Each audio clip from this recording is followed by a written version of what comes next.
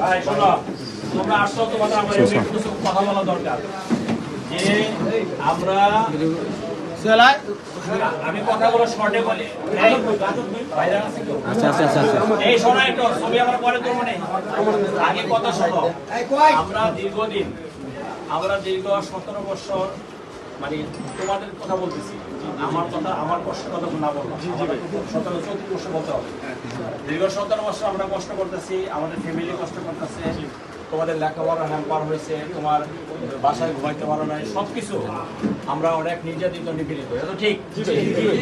আমরা অনেক নির্যাতিত নিপীড়িত হইয়া আমরা এই সরকারের বিরুদ্ধে আন্দোলন সংগ্রাম করছি, করার চেষ্টা করছি এবং করেছি।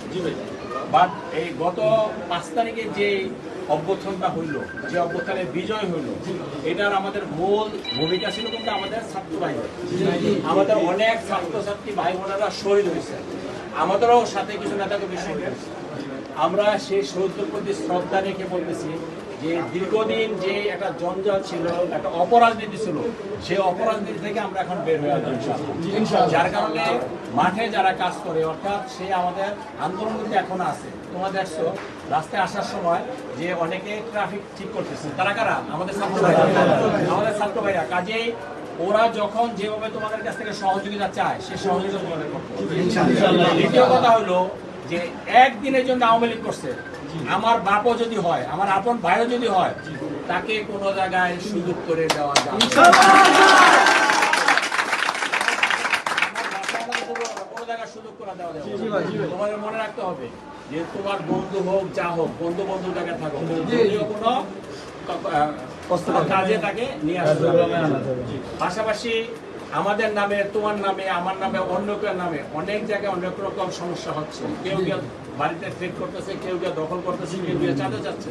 এইটা যাতে কোনোভাবে না হয়, এইটা যদি যেখানে হয় সেখানে সাথে সাথে ধরে গণদোলায় দিয়ে তার পুলিশে দিতে হবে, আর্মিতে দিতে হবে।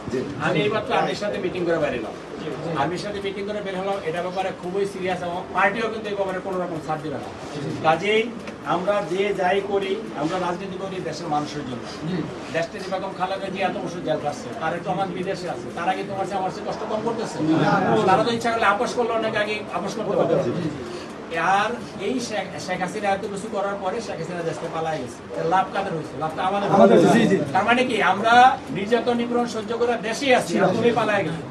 যাই হোক, আমাদের মূল কাজ হলো সামাজিক অবস্থাটা ঠিক করা, সমাজে একটা স্থিতিশীল অবস্থা রাখা, কেউ যাতে সামাজিক মানুষকে ভয় না পায়।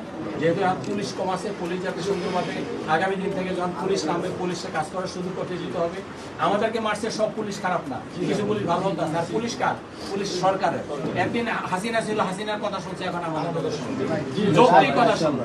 কাজেই তোমার আর্মি আছে মাঠে, তোমরা মাথায় রাখবা কাউকে কোন রকম এখন জ্বালাও পোড়া। এই 5 দিন সরকার ছিল না, অনেকে অনেক সুযোগ নিছে, কোন রকম কিছু করা যাবে না। তোমাদের কোনো পরিচিত লোক হোক আর যে হোক করলেও সাথে সাথে আর্মি করতে হবে, কল করতে হবে, পুলিশ করতে হবে, নিজেরা সেটাকে সামাল দিতে হবে। দয়া করে কেউ নামে কেউ কোনো রকম চাঁদাবাজি না হয়।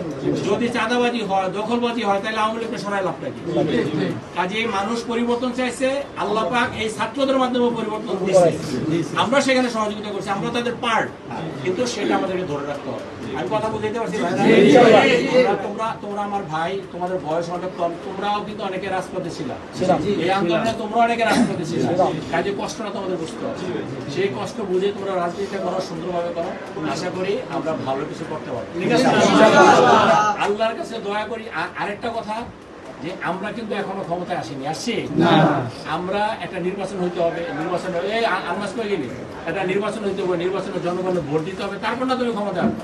তো আমরা যদি সেই ভোটের আগে নিজেদেরকে বিতর্কিত করে ফেলে, নিজেদেরকে দেশের মানুষের ওই আগের মানুষের সাথে বড়ায় পালাই, তাহলে এই যে এতগুলো মানুষ, ছাত্র ভাইরা আমাদের জীবন দিল, আমাদের কর্মীরা জীবন দিল, এই জীবন দেওয়ার তাহলে সার্থকতা কি হইল? সার্থকতা কি রইল? তো তোমাদের খেয়াল রাখতে হবে সেই জিনিসগুলো, যে কোনোভাবে এই সমস্ত জিনিসগুলো যাতে না হয়।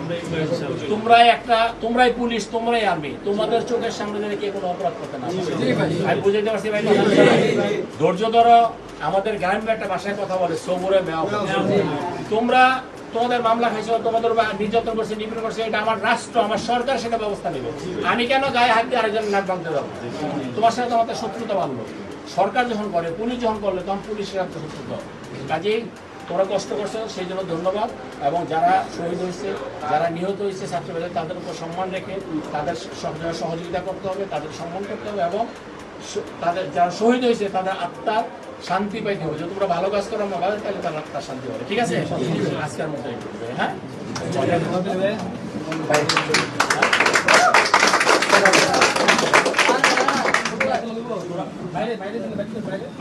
ভাই, ছবি পর আমি দিয়ে নেবো।